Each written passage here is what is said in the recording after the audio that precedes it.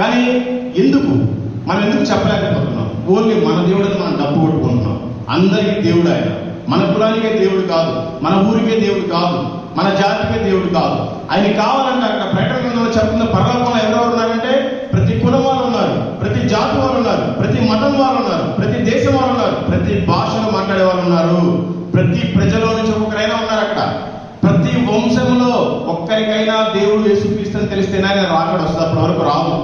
మరి ఈ రోజు తెలియని వాళ్ళు ఎంతమంది ఉన్నారు? యేసుక్రీస్తుని దేవుడు తెలియని వాళ్ళు చాలా దేశాలే ఉన్నాయి. అసలు వాళ్ళందరికీ సువార్తను ఎవరు చెప్పాలి?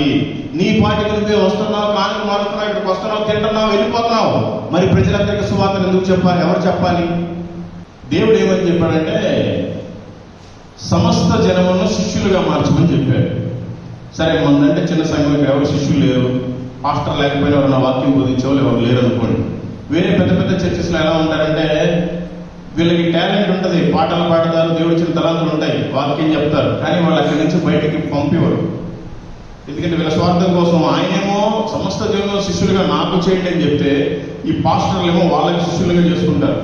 వీళ్ళకి పాట పాడే అవకాశం ఉన్నా కూడా పాట ఎవరు, వాక్యం చెప్పే అవకాశం ఉన్నా కూడా వాక్యం ఎవరు, వేరే చోటకి వెళ్ళి స్వార్థ ప్రకటించడానికి కూడా ఇవి వెళ్ళిపోతే మరి ఇక్కడ చేసే పనులు ఉండవు. అందుకని కొంతమంది అలా ఉన్నారు.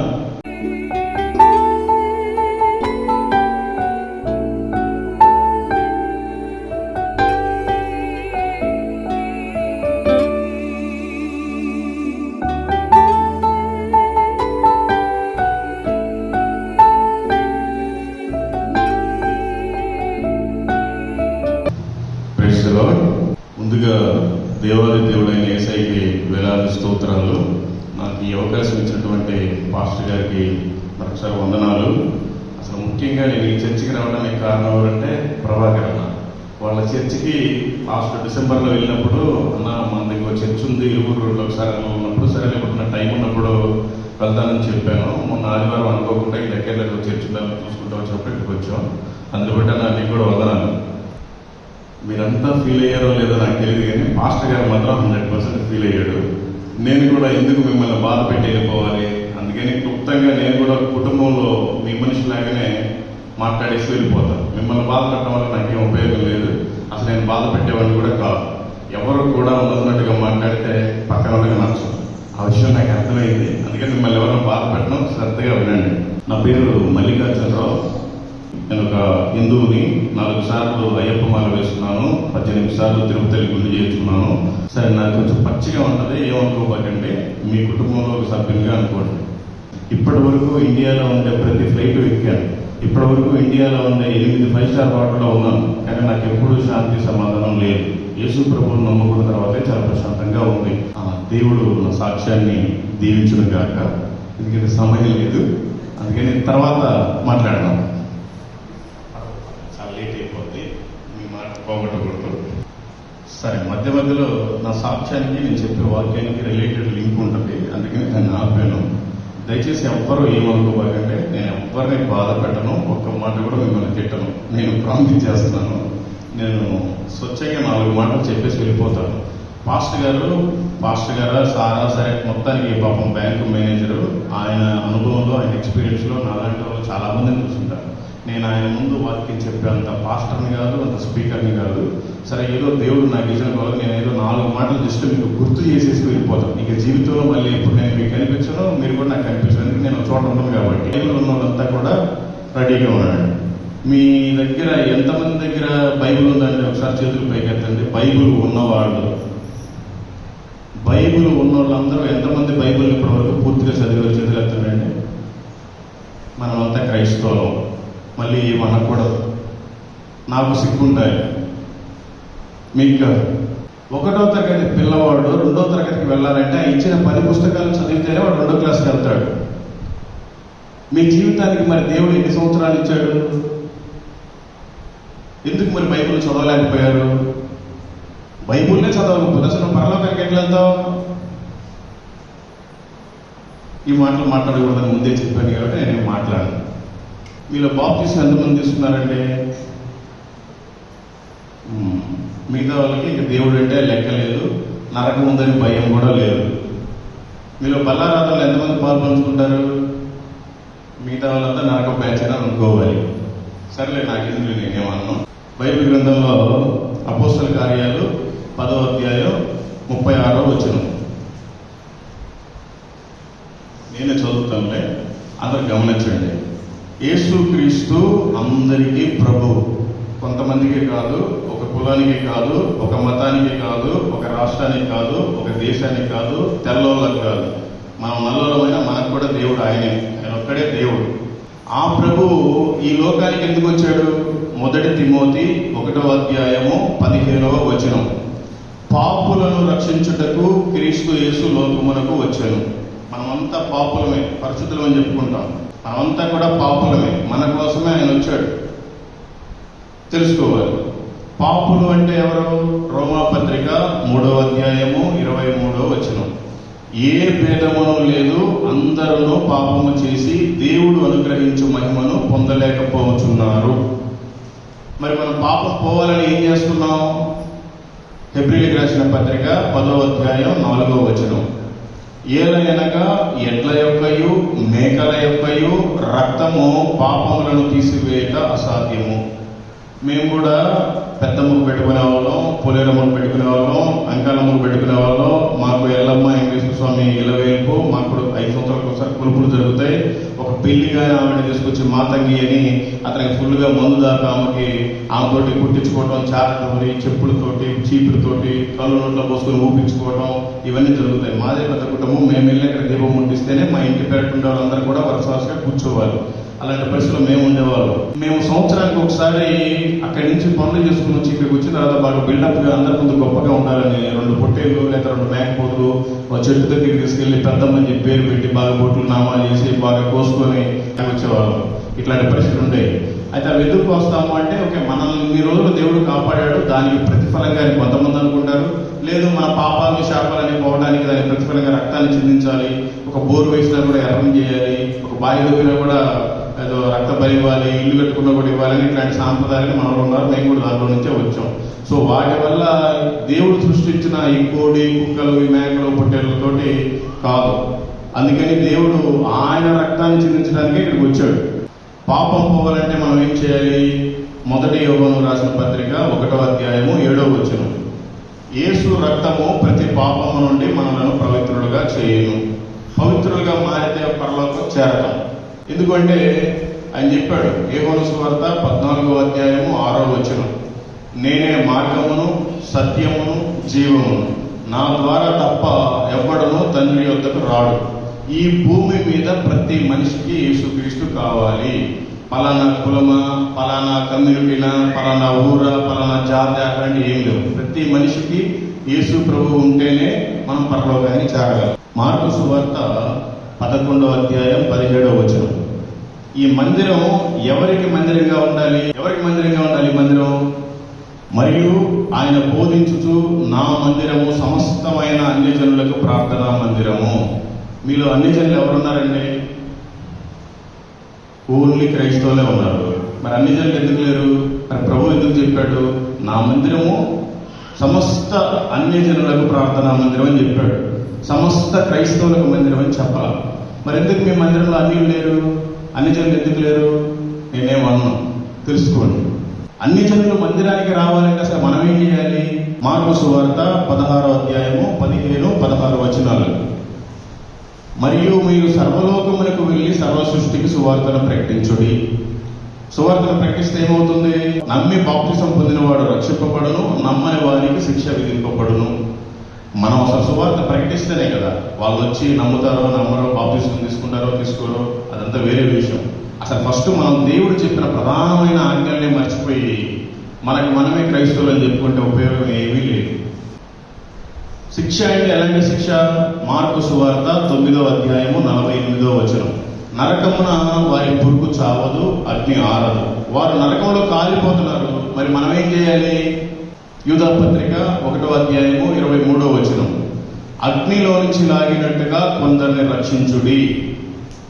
మనమంతా బిల్డింగ్లు కట్టుకున్నాం. పాపం మన చర్చ అయితే పాపం పాస్టర్ గారు నిజంగా ఎవరి దగ్గర కానుకలు తీసుకోకుండా రిటైర్మెంట్ అయిపోయిన డబ్బులతోటి 25 లక్షలు దాదాపు చెప్పడం నాకు తెలియక నాకు చెప్తున్నాను, ఏమనుకోవాలి. ఇంత కష్టపడి పాపం 25 లక్షలు పెట్టి మందిరం కట్టాడు. అసలు ఈ మందిరంలో ఈ మండలంలోనే ఎక్కడా లేదు ఇలాంటి మందిరం. ఒక ఒకవేళ కట్టిన వాళ్ళ దగ్గర వీళ్ళ దగ్గర కలెక్ట్ చేసి కట్టిన మందిరాలు, లేదంటే ఒక సంస్థకు చెందిన మందిరాలు, ఇండివిజువల్గా ఇంత గొప్ప మందిరం కట్టారంటే నిజంగా ఆయన భారానికి సెల్యూట్ చేయాలి. అంటే ఇలాంటి మందిరంలో మనం చల్లగా స్లాబ్ వేసుకొని కూర్చున్నాం, కానీ ఎదురుగా గుడిసెలు ఉన్నాయి, పట్టలు కట్టుకున్నారు, వాళ్ళంతా కాలిపోతున్నారు. వాళ్ళు ఎవరు కాపాడాలి? మనకి దేవుడు ఎందుకు ఇంత మంచి మందిరాన్ని ఇచ్చాడు? మనకి దేవుడు ఎందుకు ఇంత మంచి ఇల్లుని ఇచ్చాడు? మనకి దేవుడు ఇంత మంచి కుటుంబాన్ని ఎందుకు ఇచ్చాడు?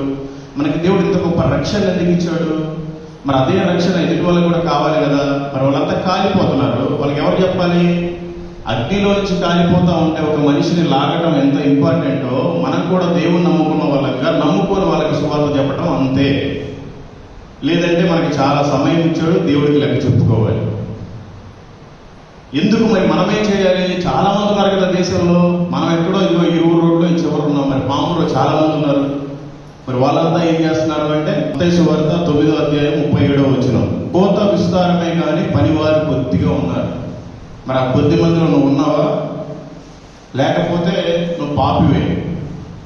ఎవ్వరూ నిన్ను ప్రేమించకపోయినా కూడా దేవుడు నిన్ను ప్రేమించాడు, ఈ భూమి మీదకి వచ్చాడు, నీకోసం దెబ్బలు తిన్నాడు, నీకోసం తిట్లు తిన్నాడు, నీకోసం తన్నించుకున్నాడు, నీకోసం ఉమ్మించుకున్నాడు, ఆఖరికి ప్రాణమే పెట్టాడు. ఎవరు నీకోసం పెడతారు? ఆ పనివారి కొద్ది మందిలో నువ్వు ఉండాలి కదా. నువ్వు లేకపోతే పేరు క్రైస్తవులని చెప్పుకుంటే ఉపయోగం ఏమీ లేదు. మరి ఆ కొద్ది వారిలో మనం ఉన్నామా లేమా? మనం ఆ కొద్ది వారిలో దేవుడి పిల్లలుగా ఉంటే ఏం చేయాలి? మొదటి దినవృత్తాంతములు 16వ అధ్యాయము 23వ వచనం, సర్వభూజనులారా యెహోవాను సన్నుతించుడి, అనుదినము ఆయన రక్షణ ప్రకటించుడి. అనుదినము, ఒక్క దినము కాదు, అనుదినము ఆయన రక్షణ ప్రకటించాలి. మీరంతా ఎన్ని దినాలు ప్రకటిస్తున్నారు? ప్రకటించండి. నేనేమన్నా ప్రకటించకపోతే మనం క్రైస్తవులని చెప్పుకోవడం నాకు సిగ్గుగా ఉంది. ఎవరికి ప్రకటించాలి? ఎలా ప్రకటించాలి?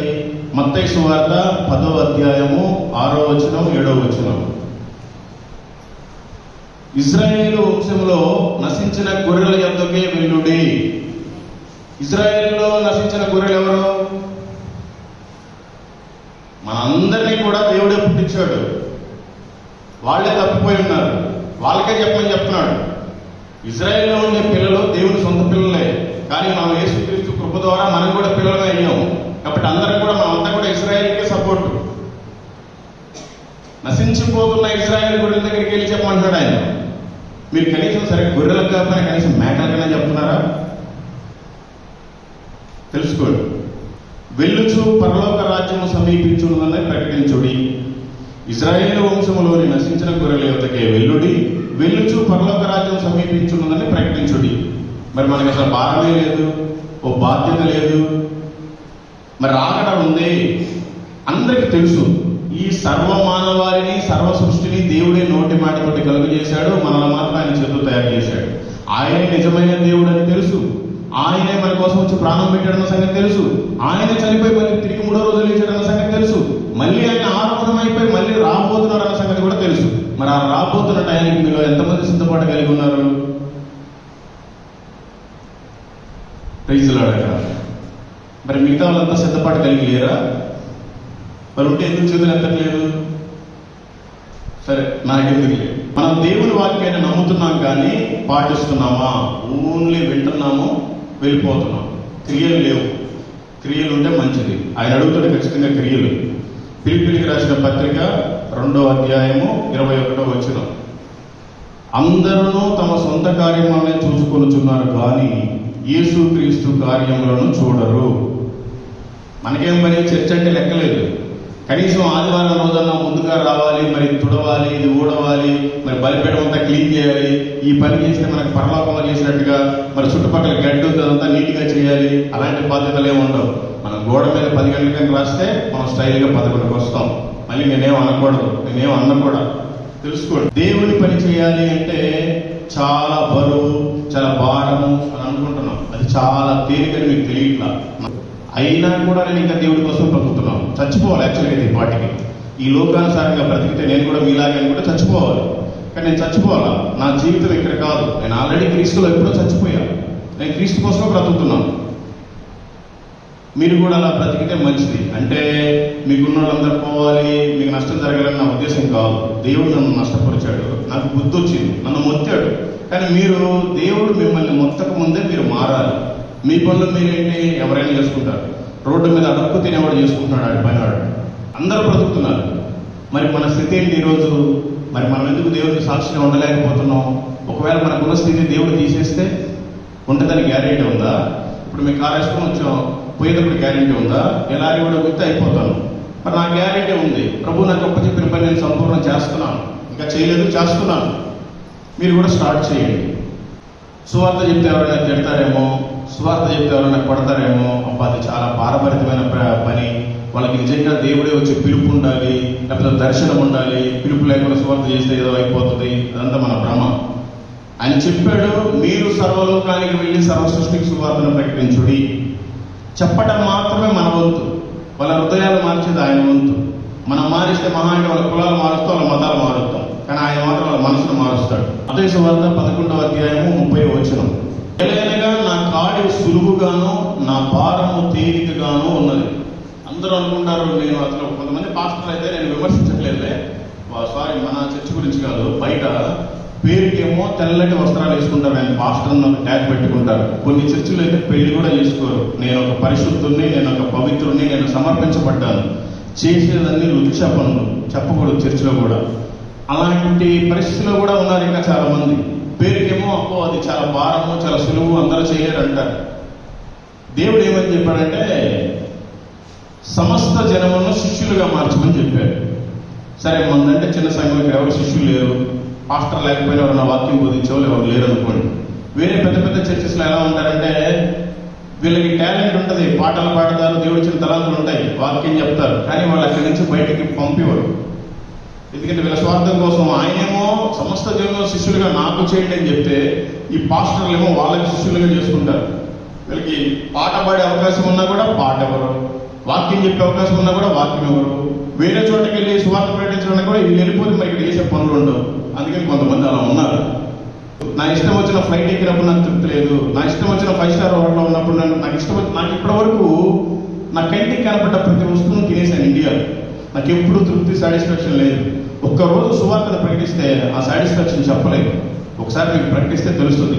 చాలా మందికి అసలు క్రైస్తవం అంటే ఒక లెక్క లేదు, ఒక బాధ్యత లేదు. మరి దేవుడు నా కోసం ప్రాణం పెట్టాడు, మరి నేను ఏం చేయాలి, నేను ప్రభువుకి లెక్క చెప్పాలి కదా, ఈ లోకం శాశ్వతం కాదు కదా అని బాధ్యతగా ఉండి చెయ్యాలి. కానీ అసలు బాధ్యతనే మర్చిపోయాడు మానవుడు. ఏదో వచ్చామా ఆదివారం రోజు, మళ్ళీ ఆదివారం తర్వాత బైబిల్ తీసుకెళ్ళి అక్కడ పెడతాం. ఇప్పటి వరకు చదవలేదంటే ఒక్కొక్కరికి కనీసం 15 సంవత్సరాలు ఉన్నాయి, 20 సంవత్సరాలు ఉన్నాయి, 30 సంవత్సరాలు ఉన్నాయి, 40 ఉన్నాయి, 50 ఉన్నాయి. ఏం చేయడానికి బైబిల్ ఒక్కసారి కూడా చదవకపోతే నీకు దేవుడు ఎందుకు ఇచ్చాడు? కనీసం నీకు ఇచ్చిన ఆధార్ కార్డు లేకపోతే నీకు పింఛనే ఎవరు వాడ, నీ ఫింగర్ సరిగ్గా పడకపోతే. అట్లాంటిది దేవుడు నీకు బైబిల్ ఇచ్చాడు, అది లేకుండా నువ్వు పరలోకం ఎలా వెళ్తావు? సరే, నీకు చదువు రాదు, చదువు వచ్చినట్టు చదివించుకోవాలి కదా, తెలుసుకోవాలి. ఏదైనా అప్లై చేయాలి అంటే ఒక ఫామ్లో ఉండే వీరి ఒక్క కాలం మిస్ అయిపోయినా కూడా మనకి అది రాదు, స్కీమ్ కానీ లోన్ కానీ ఏదైనా సరే. అట్లాంటిది బైబిల్లో ఏముందో తెలుసుకోకుండా పరలోకం పరలోకం అని పేరు చెప్పుకుంటే ఏం ఉపయోగం? పరలోకం ఏముంటుంది, పరలోకం అసలు ఎంత పెద్దది, అది ఎంత వెడల్పు ఉంది, ఎంత పొడవు ఉంది, దాంట్లో ఎంతమంది ఉంటారు, ఏంటి అనేది బైబిల్లో క్లియర్గా ఉంది. చదివితేనే కదా తెలిసేది. మనం లోకానికి మాదిరిగా ఉండటానికి ఆయన నియమించాడు, కానీ మనం అలా ఉండట్లేదు. మత్తయి సువార్త 5వ అధ్యాయం 13వ వచనం నుంచి 16వ వచనం వరకు. మీరు లోకమునకు ఉప్పై ఉన్నారు. ఉప్పు నిస్సారమైతే అది దేని వలన సారము పొందును? అది బయట పారవేయబడి మనుషుల చేత త్రొక్కబడుటకే గాని మరి దేనికి పనికి రాదు. లోకమంతా సప్పగా ఉంది, వాళ్ళ దగ్గర ఏం థ్రిల్ ఉండదు, సంతోషం ఉండదు, తృప్తి ఉండదు. మనకి దేవుడు అన్ని ఇచ్చాడు. మనం లోకానికి ఉప్పై ఉండాలి. ఈ ఉప్పు లేకుండా నువ్వు ఏ కూర చేసినా వేస్టే. మనల్ని దేవుడు అలా పెట్టాడు, కానీ మనం దాన్ని వినియోగించుకోము. ఆ ఉప్పు నిస్సారమైతే బయటకు వచ్చి తొక్కుతారంట. ఆ తొక్కక ముందే మనం ఉప్పు అన్న సంగతి మనం తెలుసుకోవాలి. తొక్కడం అంటే ఇంకా వేరే మీనింగ్ ఉంది, టైమింగ్ అయిపోతుందని చెప్తున్నాను. 14వ వచనం, మీరు లోకమునకు వెలుగై ఉన్నారు, కొండ మీద నుండి పట్టణము మరుగై ఉండనేరదు. మనం క్రైస్తవులుగా ఉన్నాము, దేవుడు మన కోసం ప్రాణం పెట్టాడు, మనం ఒక వెలుగుతూ ఉండాలి. ఎవరికి కనపడకుండా బైబిల్ తెచ్చుకోవడం కాదు. ఇక పాపం మరి రెడ్డి ఉన్నాడు, ఈరోజు మరి ఏమనుకున్నాడు, రోజు పట్టుకొని వస్తాడు, ఈరోజు కవర్లో పెట్టుకుని బైబిల్ తెచ్చుకున్నాడు. ఆయన ఒక రెడ్డి, ఎందుకంటే వాళ్ళ సామాజిక వర్గంలో ఈడేంద్ర బాబు తక్కువ కులముల దేవుడు నమ్ముకున్నాడు చెడ్డ పేరు ఉంటుంది, అందుకని తెచ్చుకున్నాడేమో. కానీ ఈ రోజు క్రైస్తవులు కూడా నేను క్రైస్తవులని అని చెప్పుకోలేకపోతున్నారు. లోకానికి వెలుగై ఉన్నాం మనం, కానీ మనమే అన్ని చేస్తాం. షుగర్ ఉందని మనకు తెలుసు, షుగర్ వస్తే చచ్చిపోతామని తెలుసు, అందుకని షుగర్ మానేస్తాం. బీపీ ఉంటే ఉప్పు తగ్గిస్తాం. మరి పాపం ఉంది, నరకం ఉందని పాపాన్ని ఎందుకు వదిలిపెట్టట్లేదు?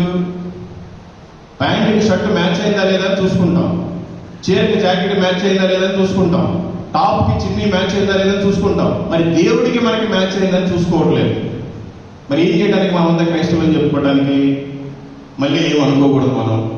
మనుషులు దీపము వెలిగించి కొంచెము క్రింద పెట్టరు, కానీ అది ఇంట నుండి వారికి అందరికీ వెలిగించుటకై దీపస్తంభము మీదనే పెట్టుదురు.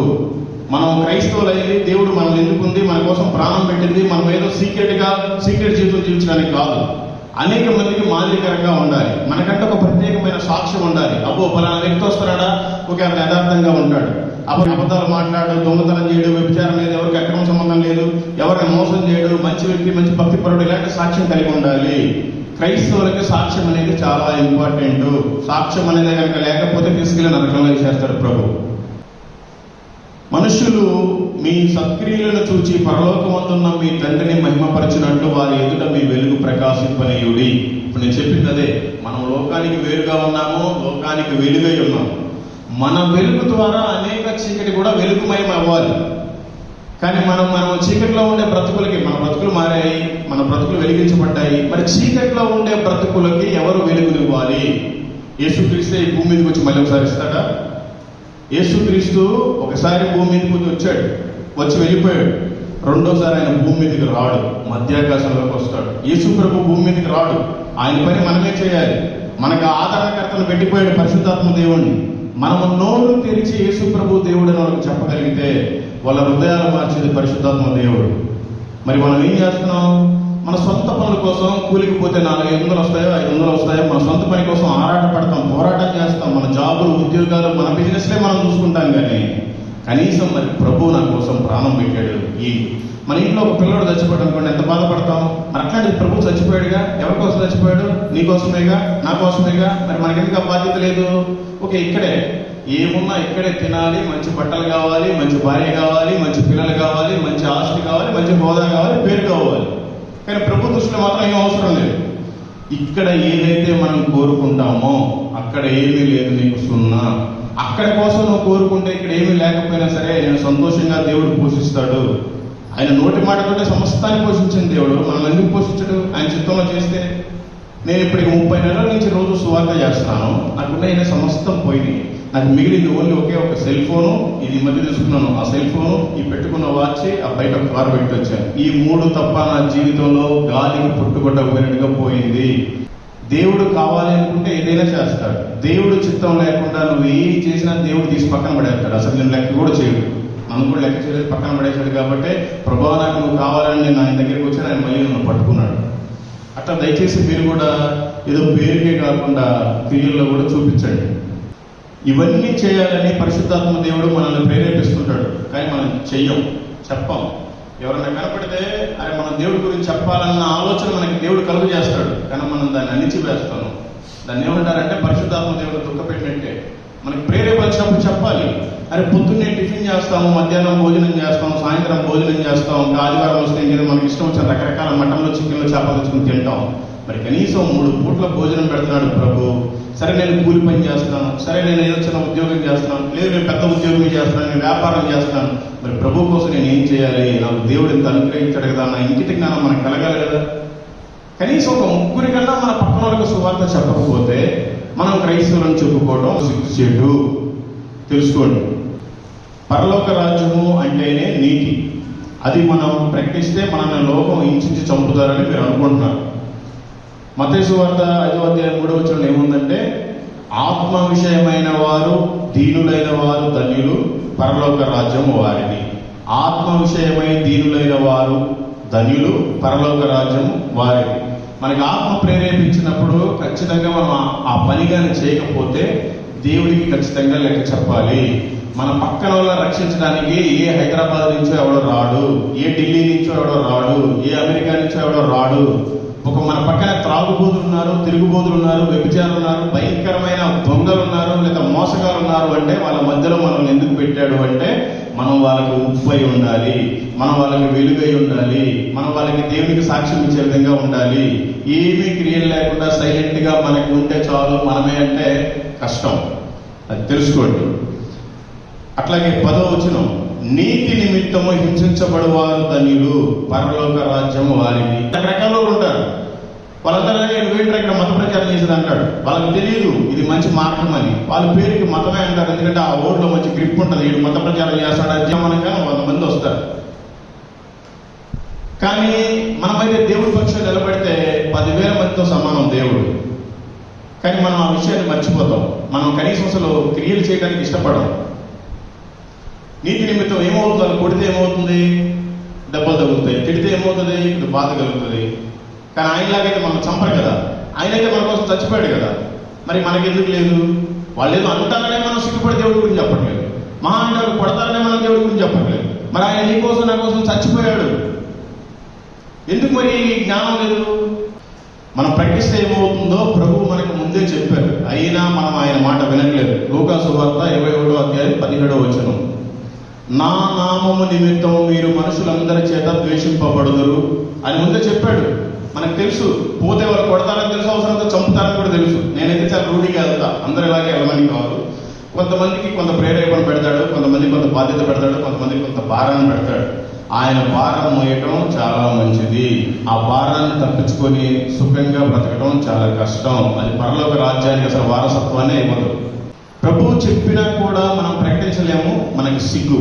ఎందుకంటే మత్తయి సువార్త 10వ అధ్యాయం 32, 33, మనుష్యుల ఎదుట నన్ను ఒప్పుకుని వాడెవడో పరలోకమందున్న నా తండ్రి ఎదుట నేనును వానిని ఒప్పుకుందును. మనుష్యుల ఎదుట ఎవడు నన్ను ఎరుగననునో వానిని పరలోకమందున్న నా తండ్రి ఎదుట నేనును ఎరగనందును. ఆయన చెప్పాడు క్లియర్గా. నీ ముందు సమస్త జనాలు కనపడుతున్నారు, ఎవరైతే రక్షణలో లేరో వాళ్ళకి కనుక మనం సువార్త కానీ చెప్పి యేసుక్రీస్తు నిజమైన దేవుడని ఒప్పుకోకపోతే నువ్వు చనిపోయిన తర్వాత వస్తారు, 2 రోజులు ఏడుస్తారు, మంచి బొరుగులు, పేలాలు, చిల్లర, ఆకులు, పూలు తీసుకొస్తారు, తీసుకెళ్ళిపోయి సమాజ కార్యక్రమం చేస్తారు, బాగా ఏడుస్తారు, నీ ఫోటో ఒక గోడకు పెడతారు, జ్ఞాపకార్థం కూటమో లేదా కృతజ్ఞత కూటమో ఏదో పెట్టుకుంటారు, అందరికి వచ్చిన చికెన్ పెడతారు, ఇంకంతే నీ జీవితం. కానీ అక్కడ మాత్రం నీకు ఎంట్రీ లేదు, నువ్వు పోయేది ఎక్కడికో తెలుసుకోవాలి. ఆయన ముందు ఆయన మనం జనాల ముందు ఒప్పుకోకపోతే ఆయన ఎలా ఒప్పుకుంటాడు? అక్కడికి వెళ్ళిన తర్వాత సెంటర్లో నుంచోబెడతాడు. సరే ఎగ్జాంపుల్ మనం అనుకున్నాం, బైబుల్లో ఇలా లేదు, ఈ పక్క నరకం ఉంది, ఈ పక్క పరదేశం పరలోకమో ఉంది. అక్కడికి వెళ్ళిన తర్వాత తిరుపతి నిలబడిన తర్వాత నువ్వు నరకానికి వెళ్ళిపో అంటాడు. లేదు ప్రభా, నేను నమ్మకంగా ఉన్నాను, బాప్తిసం తీసుకున్నాను, మారు మనసు పొందాను, బలలో చేయి వేస్తున్నాను, పాఠాలు పాడుతున్నాను, వాక్యాన్ని వింటున్నాను, చిల్లర మారుస్తున్నాను, కానికి వేస్తున్నాను, పాస్టర్తో ప్రార్థన చేసుకుంటున్నాను, వెళ్ళిపోతున్నాను అంటే కుదరదు. ఓన్లీ వారానికి ఒకసారి క్రైస్తవులు కాదు మనం, ప్రతిరోజు క్రైస్తవులమే, ప్రతి గంట క్రైస్తవులమే, ప్రతి నిమిషము క్రైస్తవులమే. ఈ రోజు మనకి పని చేస్తే 500 వచ్చిందా లేదా అనేది ముఖ్యం కాదు. ఈ రోజు మనం జాబ్కి వెళ్తే ఈ రోజు మన జీతం 4,000, 5,000 అనేది ముఖ్యం కాదు. ఈ రోజు మనల్ని ఎన్ని ఆత్మల్ని మనం మాట్లాడాం, ఎన్ని ఆత్మలతోటి ఈ రోజు మనం మాట్లాడాం, ఎన్ని ఆత్మలను ఆయన సన్నిధికి నడిపించాం. మనం నడిపించలేము, మనం చెప్పాలి, చెప్పడం మాత్రమే మన బాధ్యత, మిగతా ఆయన చూసుకుంటాడు. ఒక నెల జీతం మహా అంటే 10,000 నుంచి 1,00,000 రూపాయలు వచ్చేసరికి చాలా ఆరాటం పోరాట పడతా ఉంటాం. ఒక్క ఆత్మని ఆయన సన్నిధిలోకి నడిపిస్తే మన పరలోక అకౌంట్లో కొన్ని వేల కోట్లు పడతాయి. అంత ఆనందం కంటే ఇంకా ఎక్కువే ఉంటుంది.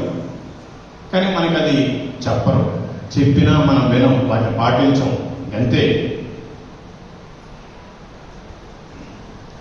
అయినా పర్వాలేదు, నేను మనుషుల కోసం బ్రతుకుతాను అనుకుంటారు కొంతమంది. కొలస్సీలకు రాసిన పత్రిక 3వ అధ్యాయం 24వ వచనం, మీరేమి చేసిననో అది మనుషుల నిమిత్తము కాక ప్రభువు నిమిత్తమని మనస్ఫూర్తిగా చేయుడి.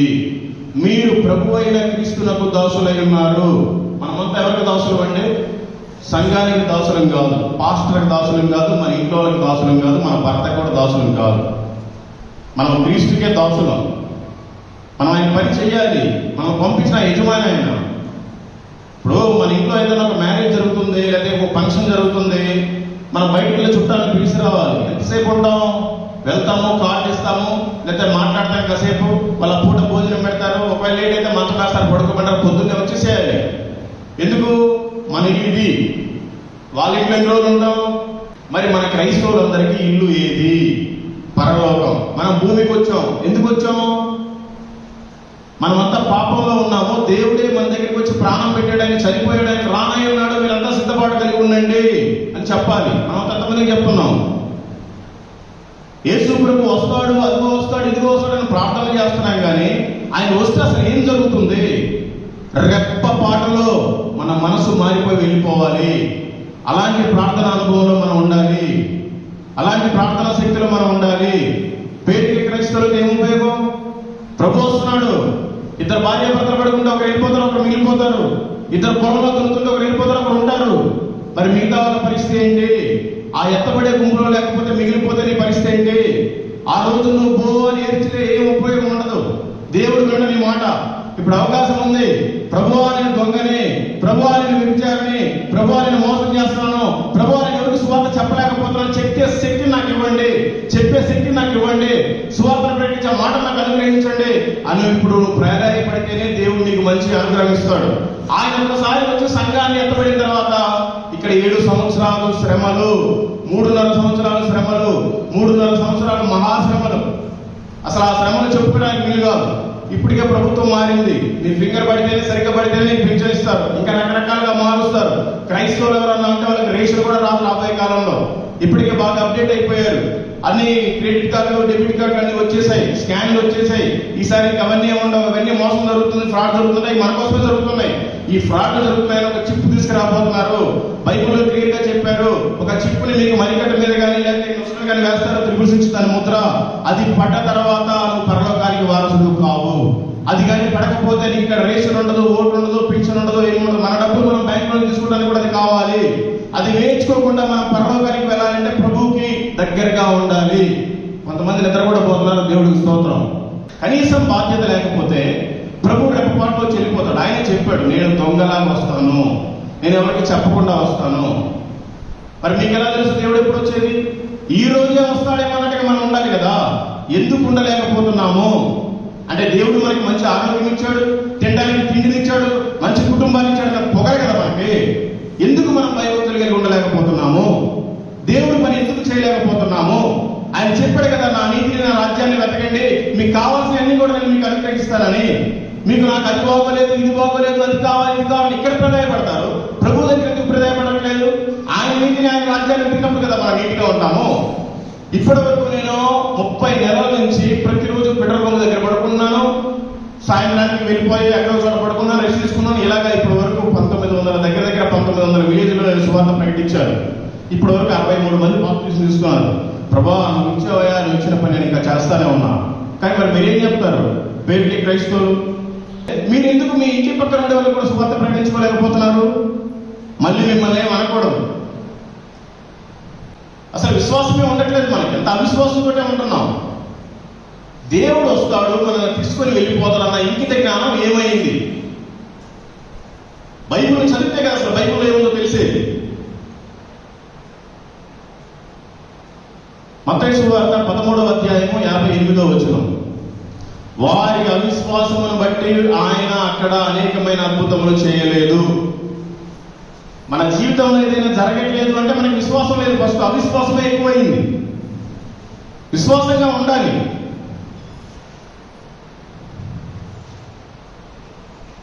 దేవుడు ఎందుకు పనికిరాని ఒక మోసేని కూడా వాడుకున్నాడు. మన పాస్టర్ గారిని కూడా దేవుడు త్వరలో వాడుకోబోతున్నాడు. కానీ ఇదంతా ఖాళీ ఎందుకు పెట్టాడంటే పాస్టర్ గారి కోసం ఖాళీ పెట్టాల. మనం బుద్ధి తెచ్చుకొని మన మందిరానికి తీసుకురావాలి. పాస్టర్ గారి కోసం కాదు మనం తీసుకొచ్చేది, దేవుడి కోసం తీసుకురావాలి. అరే నా జీవితంలో దేవుడు ఇంత మేలు చేశాడే, కనీసం ఒక్క మనిషి కన్నా సువార్తని చెప్పి ఆదివారం ఖచ్చితంగా మందిరానికి తీసుకెళ్ళాలి. ఒక మనిషి కానీ దొరకకపోతే నీకు కూడా అసలు భోజనమే చేయాలి. ఎందుకు అనుకోవట్లేదు మీరు వారానికి ఒక పూటైనా ఉపవాసం ప్రార్థన చేసుకున్న వాళ్ళు ఎంతమంది ఉన్నారండి? ఒకసారి చేతులు ఎత్తండి. వారానికి ఒక పూట నేను తినను, ఉపవాసం చేసుకొని ప్రార్థన చేసుకుంటానని వాళ్ళు ఎంతమంది ఉన్నారు? బైబిల్లోనే ఉంది ఉపవాస ప్రార్థన చాలా బలమైంది. మీకు అసలు ఉపవాస ప్రార్థన లేదంటే మామూలు ప్రార్థన కూడా ఉందో లేదు. ఒకవేళ దేవుడు కనుక ఇప్పుడు నిలబెట్టి ఎవరి మోకాళ్ళు అయితే నల్లగా ఉంటే వాళ్ళని మాత్రమే పరలోకానికి పంపిస్తారు, మిగతా వాళ్ళని నరకానికి వేస్తారంటే మీరు ఎంతమంది మోకాళ్ళు నల్లగా ఉన్నాయో ఒకసారి చూసుకొని ఇంటికి వెళ్ళి. మనం ఒక మాదిరికరంగా ఉండాలి. ఎఫెసీయులకు రాసిన పత్రిక 6వ అధ్యాయము 6వ వచనం 7వ వచనం. మనుష్యులను సంతోషపెట్టు వారు చేరినట్లు కంటికి కనబడుటకే కాక క్రీస్తు దాసులమని ఎరిగి దేవుని చిత్తమును మనపూర్వకంగా జరిగించుచు మనుషులకు చేసినట్టు కాక ప్రభువులకు చేసినట్టే ఇష్టపూర్వకంగా సేవ చేయుడి. సేవ అని పేరు పెట్టుకుంటాం. దేవునికి ఇష్టపూర్వకంగా చేయాలి, మనుషులకు ఇష్టపూర్వకంగా కాదు. పాస్టర్లు కాదు, విశ్వాసం కూడా. మనం కూడా ఇక్కడ చిమ్ముతున్నా కూడా సేవే, ఇక్కడ వాక్యం చెప్తున్నా కూడా సేవే, బాత్రూమ్ కడుగుతున్నా కూడా సేవే. అది మనుషులకు కనపడాలి, చర్చిలో అందరికి కనపడాలి. నేను ఆ పని చేస్తున్నాను, నేను ఈ పని చేస్తున్నాను, నేను అన్నం వండుకొస్తున్నాను, సాంబార్ చేస్తున్నాను, పెయింట్ చేస్తున్నాను, ఫ్యాన్ చేస్తున్నాను, ఇది కాదు. దేవుడికి కనపడాలి నా పని ఏంటో, నా పరిచయం ఏంటో దేవుడు చూడాలి. ఆ భావంతో మనం ఉండాలి. మనమంతా ఆయన కోసం రోషంగా పౌరుషంగా వేరే వాళ్ళకి వెలుగుగా ఉండాలి. అదే ప్రభువు కోరుకుంటున్నాడు. లూకా సువార్త 12వ అధ్యాయము 35, 36. మీ నడుములు కట్టుకొని ఉండుడి, మీ దీపమును వెలుగుచుండనీయుడి. తమ ప్రభు పెళ్లి విందు నుండి వచ్చి తట్టగానే అతనికి తలుపు తీయటకు అతడెప్పుడు వచ్చునో అతని కొరకు ఎదురు చూచుచూ మనుషుల వలె ఉండవలెను. మన ప్రభు ఎప్పుడు వచ్చి మన తలుపు తడతాడో తెలియదు. మనం రెడీగా ఉండాలి, సిద్ధపడగలిగి ఉండాలి.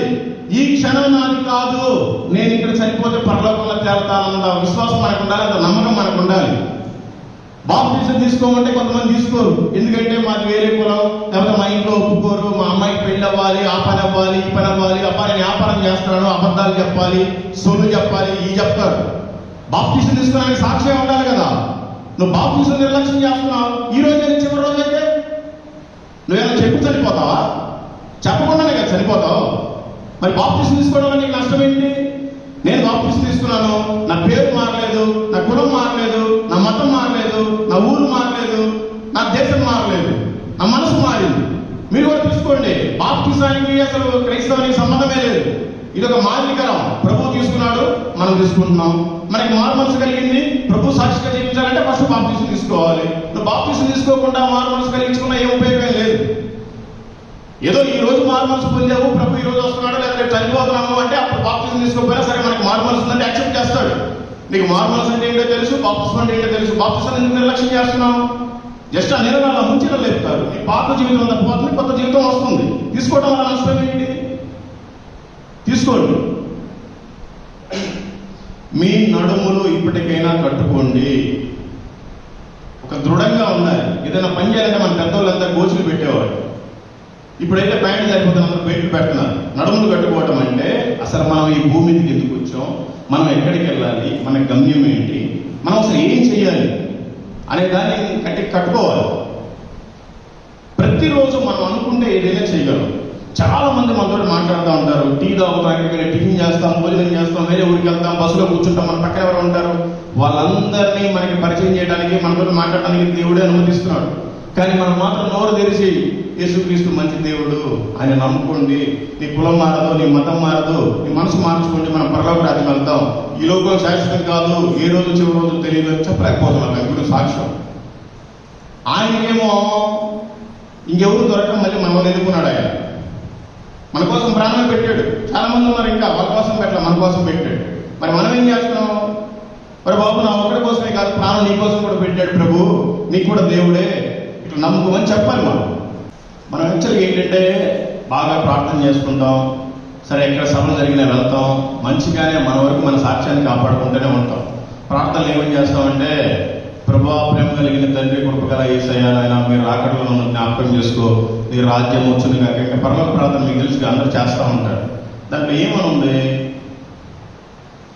ప్రకటన గ్రంథము 5వ అధ్యాయము 9వ వచనం 10వ వచనం. ఆ పెద్దలు ఆ గ్రంథమును తీసుకొని దాని ముద్రలను విప్పుటకు యోగ్యుడవు.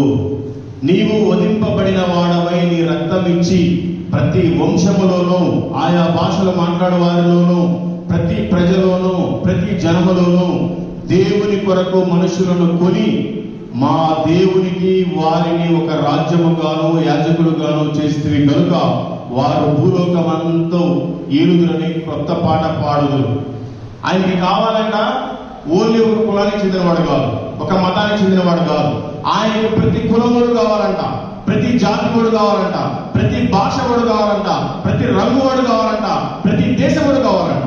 ఈ రోజు మరి మన కులములు తప్ప వేరే కులములు ఎంతమంది ఉన్నారు? మన మతములు తప్ప వేరే మతములు ఎంతమంది ఉన్నారు? మన భాష మాట్లాడేవాళ్ళు తప్ప వేరే హిందీయో సాహిత్యం ఎవరో మాట్లాడేవాళ్ళు ఎంతమంది ఉన్నారు? సరే, మొన్న ఎవరో ఒక అక్క ఉన్నారు, ముస్లిం, ప్రైజ్ లార్డ్, దేవునికి స్తోత్రం. కానీ మనం ఎందుకు చెప్పలేకపోతున్నాం? ఓన్లీ మన దేవుడిని మనం డబ్బు కొట్టుకుంటున్నాం. అందరికీ దేవుడు ఆయన. మన కులానికే దేవుడు కాదు, మన ఊరికే దేవుడు కాదు, మన జాతికే దేవుడు కాదు. ఆయన కావాలంటే అక్కడ ప్రకటన గ్రంథంలో చెప్తున్న పరలోకంలో ఎవరెవరు ఉన్నారంటే ప్రతి కులం వాళ్ళు ఉన్నారు, ప్రతి జాతి వాళ్ళు ఉన్నారు, ప్రతి మతం వాళ్ళు ఉన్నారు, ప్రతి దేశం వాళ్ళు ఉన్నారు, ప్రతి భాషను మాట్లాడే వాళ్ళు ఉన్నారు, ప్రతి ప్రజలో నుంచి ఒక్కొక్కరైనా ఉన్నారు అక్కడ. ప్రతి వంశంలో ఒక్కరికైనా దేవుడు యేసుక్రీస్తుని తెలిస్తేనే ఆయన రాకడ వస్తుంది. అప్పటి వరకు రాదు. మరి ఈ రోజు తెలియని వాళ్ళు ఎంతమంది ఉన్నారు? యేసుక్రీస్తు దేవుడు తెలియని వాళ్ళు చాలా దేశాలే ఉన్నాయి. అసలు వాళ్ళందరికీ సువార్తలు ఎవరు చెప్పాలి? నీ పార్టీకి నువ్వే వస్తున్నావు, కానుక మారుతున్నావు, ఇక్కడికి వస్తున్నావు, తింటున్నావు, వెళ్ళిపోతున్నావు. మరి ప్రజలందరికీ సువార్తలు ఎందుకు చెప్పాలి? ఎవరు చెప్పాలి? ఆ బాధ్యత ఎవరిది? ఆయన ఏమో యేసుప్రభు ఉన్నాడా? ఇప్పుడు ఆయన ఊరికి వెళ్ళి అద్భుతాలు చేసి నేనే దేవుడు నమ్మకం అని చెప్పడానికి మరి మనల్ని పెట్టాడు కదా, మనల్ని ఎన్నుకున్నాడు కదా. మరి మనం పరలోక రాజ్యంలో ఉండాలి కదా. ఆయన చెప్పాడు కదా, వాక్యము భూమి ఆకాశంలో గతించిన ఆయన వాక్యం మాత్రం పోదు కదా. ఈ విషయం మనకు తెలుసు కదా. ఆయన అక్కడ చెప్పాడు, ప్రతి ప్రజలోనూ, ప్రతి జనములోనూ, ఆయా భాషలు మాట్లాడేవాళ్ళు, ప్రతి వంశములోనూ దేవుడి కొరకు మనుషులు ఉన్నారంట అక్కడ. మరి ఈ రోజు మనం ఎవరికి చెప్తున్నాం తెలుసుకోవాలి. కాబట్టి అన్ని కులాలు, అన్ని మతాలు, అన్ని భాషల వాళ్ళకి మనం సువార్త చెప్పకపోయినా కనీసం మన ఇంటి పక్కన ఉండే వాళ్ళకి, మన బంధువులకి, మన స్నేహితులకైనా సువార్త చెప్పాలి. లేదంటే మనం క్రైస్తవులు అనే పేరు మార్చుకోవాలి. ప్రకటన గ్రంథము 21వ అధ్యాయం 16వ వచనం.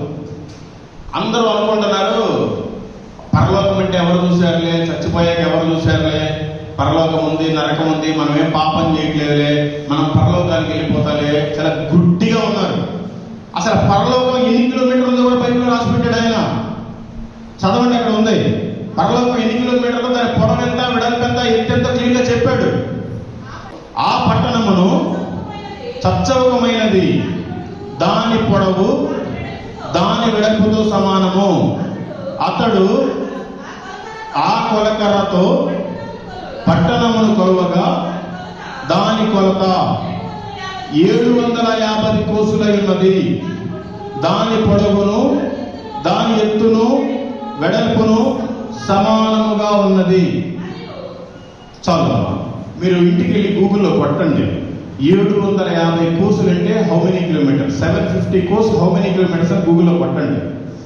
2306 కిలోమీటర్లు, ఇంచుమించు 2400 కిలోమీటర్లు మాత్రమే. పామూరు నుండి పంజాబ్లో ఉండే అమృత్సర్ కరెక్ట్గా అంతే ఉంది, 2400 కిలోమీటర్లు. అంత చిన్న పట్టణం అది.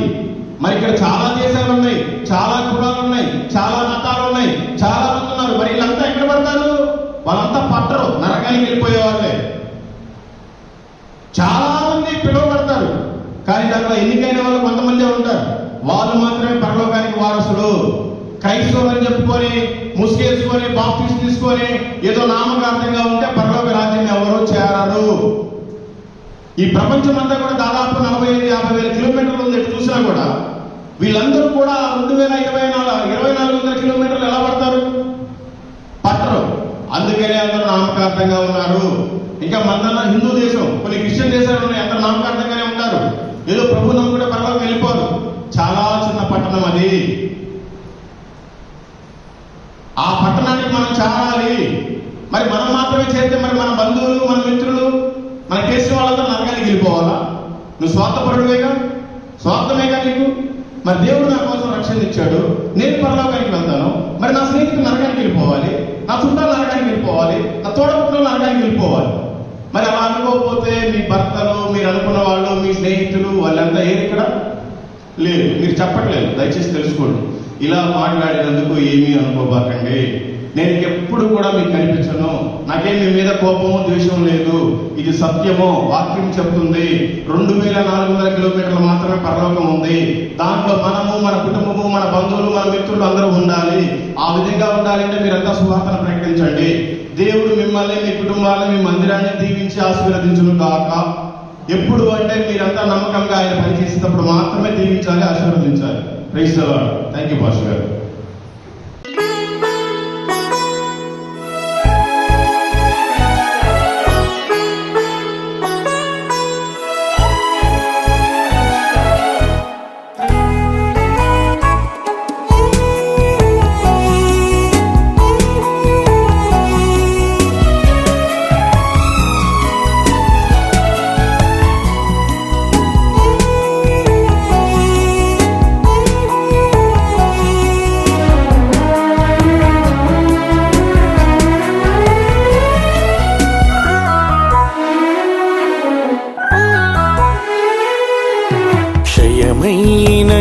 మంటి దేహం మన్నులో చేరేలోపు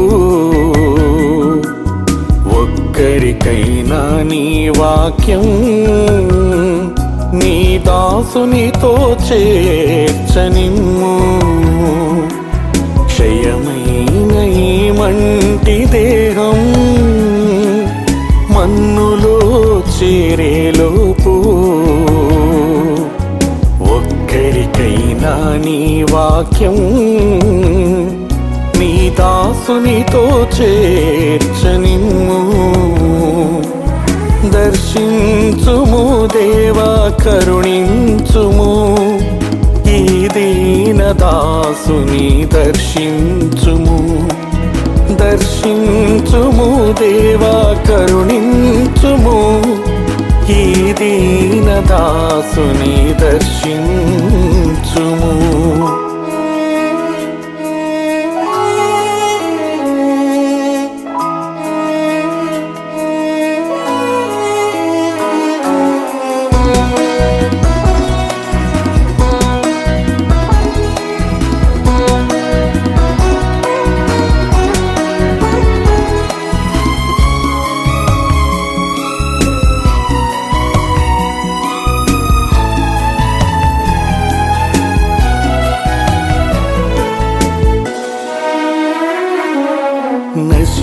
నశించిపోతున్న ఆత్మల పట్ల భారము దయచేయుమయ్యా.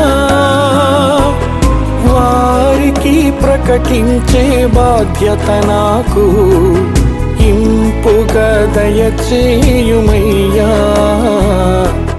నశించిపోతున్న ఆత్మల పట్ల భారము దయచేయుమయ్యా. వారికి ప్రకటించే బాధ్యత నాకు ఇంపుగా దయచేయుమయ్యా.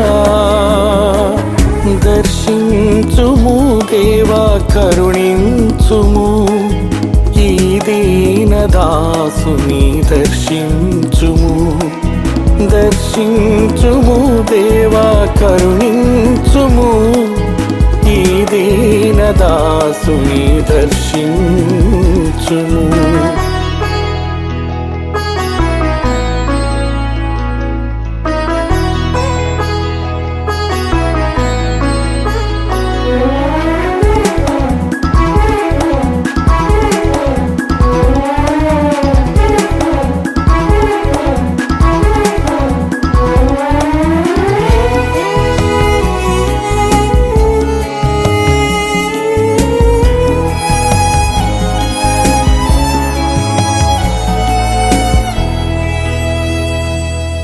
నడవనీయుము దేవా, నడవనీయుము నీ చేతితో నన్ను నడుపుము. విడిచిపెట్టక నీవు నీ దాసుని నీ త్రోవలు నన్ను నడుపుము. నడవనీయుము దేవా, నడవనీయుము నీ చేతితో నన్ను నడుపుము. విడిచిపెట్టక పెట్టక నీవు నీ దాసుని నీ త్రోవలు నన్ను నడుపుము. దర్శించుము దేవా కరుణించుము, ఈ దీన దాసుని దర్శించుము.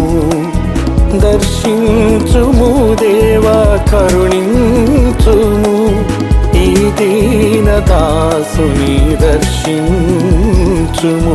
క్షయమైన ఈ మంటి దేహం మన్నులో చేరేలోపు ఒక్కరికైనా నీ వాక్యం నీ దాసునితో చేర్చనిమ్ము. క్షయమైన ఈ మంటి దేహం మన్నులో చేరేలోపు ఒక్కరికైనా నీ వాక్యం నీ దాసునితో చేర్చనిమ్ము. దర్శించుము దేవా కరుణించుము, ఈ దీన దాసుని దర్శించుము. దర్శించుము దేవా కరుణించుము, ఈ దీన దాసుని దర్శించుము. క్షయమైన ఈ మంటి దేహం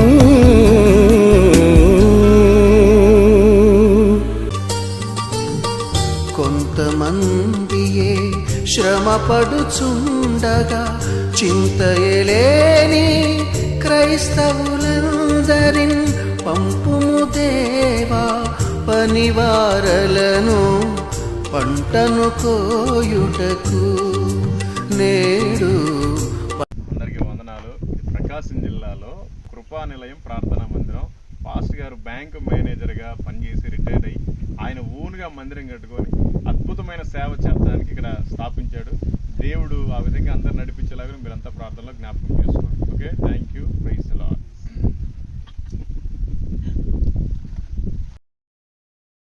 సువార్త చాటుటయే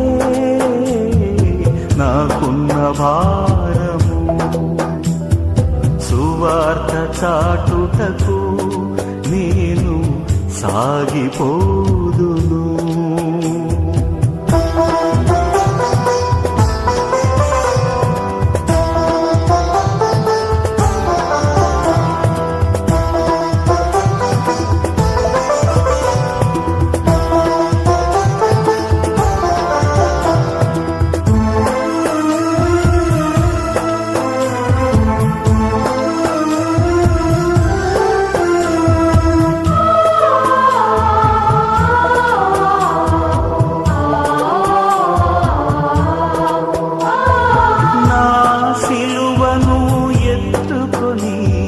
సమస్తమును ఉపేక్షించి, నా సిలువను ఎత్తుకొని సమస్తమును ఉపేక్షించి, సిలువ సాక్షినై ప్రతి స్థలములలో